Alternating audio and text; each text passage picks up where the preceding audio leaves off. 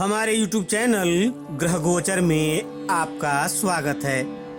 इस चैनल के माध्यम से हम सनातन धर्म और संस्कृति से जुड़ी रोचक जानकारियां आप तक पहुंचाते हैं, तो हमारे चैनल को सब्सक्राइब कीजिए और रोचक जानकारियों का आनंद उठाते रहिए।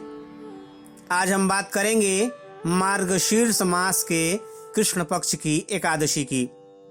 सनातन संस्कृति में एकादशी व्रत का अपना विशिष्ट स्थान है। भगवान विष्णु को समर्पित ये व्रत महीने के दोनों पक्षों की एकादशी तिथि को रखा जाता है। इस तरह साल भर में 24 एकादशी होती हैं। अधिक मास होने पर 2 एकादशी बढ़ जाती हैं। हर एकादशी को अलग अलग नाम से जाना जाता है। तो चलिए जानते हैं मार्गशीर्ष कृष्ण पक्ष की एकादशी के बारे में, जिसे उत्पन्ना एकादशी के नाम से जाना जाता है। उत्पन्ना एकादशी 10 दिसंबर दिन गुरुवार को है। उत्पन्ना एकादशी भगवान को अत्यंत ही प्रिय है। उत्पन्ना एकादशी का व्रत आरोग्य, संतान प्राप्ति और मोक्ष प्रदान करने वाला है। तो चलिए अब जान लेते हैं कि उत्पन्ना एकादशी व्रत की विधि क्या है। एकादशी से एक दिन पहले सात्विक भोजन करें। दशमी तिथि की रात्रि में मसूर की दाल नहीं खानी चाहिए। चने या चने के आटे से बनी चीजें भी नहीं खानी चाहिए। ब्रह्मचर्य का पूर्ण रूप से पालन करना चाहिए। सुबह जल्दी उठकर स्नान करें। स्नान के बाद व्रत का संकल्प लें। भगवान विष्णु की प्रतिमा के सामने घी का दीपक जलाएं। विधि विधान से विष्णु भगवान की पूजा करें। वैदिक मंत्रों से ध्यान, आवाहन और प्राण प्रतिष्ठा कर आसन अर्पित करें। पुनः पाद्य, अर्घ्य, आचमन और स्नान अर्पण करें। पंचामृत से स्नान कराने के बाद शुद्ध जल से स्नान कराएं। वस्त्र, उपवस्त्र, यज्ञोपवीत, चंदन, कुंकुम, फूल की माला के साथ सुगंधित इत्र अर्पण करें। भगवान को तुलसी दल और तुलसी मंजरी अवश्य चढ़ाएं। अपने सामर्थ्य के अनुसार नाना प्रकार के पकवानों सहित पंचमेवा मिठाई का भोग लगाएं और फल अर्पण करें। लौंग, इलायची और सुपारी के साथ तांबूल यानी पान अर्पण करें। फिर दक्षिणा और आरती के साथ भजन करें।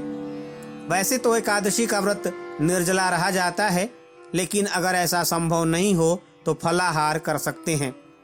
मोह माया से दूर रहकर इस दिन भजन कीर्तन करना चाहिए। दिन भर भगवान विष्णु का ध्यान करें। पूरा दिन व्रत रखने के बाद शाम को भगवान विष्णु की पूजा करें और अपनी इच्छा अनुसार उन्हें भोग लगाएं। एकादशी के दिन विष्णु सहस्त्र नाम का पाठ करने से विशेष फल की प्राप्ति होती है। चलिए अब जान लेते हैं कि पारण कब करें। किसी भी एकादशी व्रत का पारण द्वादशी तिथि में करना चाहिए। द्वादशी में किसी जरूरतमंद व्यक्ति या ब्राह्मण को भोजन कराएं। दान दक्षिणा देकर व्रत का पारण करना चाहिए।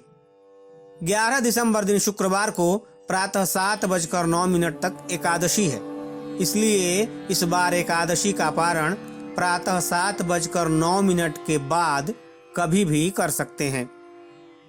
चलिए अब जान लेते हैं उत्पन्ना एकादशी के महत्व के बारे में। उत्पन्ना एकादशी का व्रत महान पुण्यप्रद है। उत्पन्ना एकादशी भगवान को अत्यंत ही प्रिय है।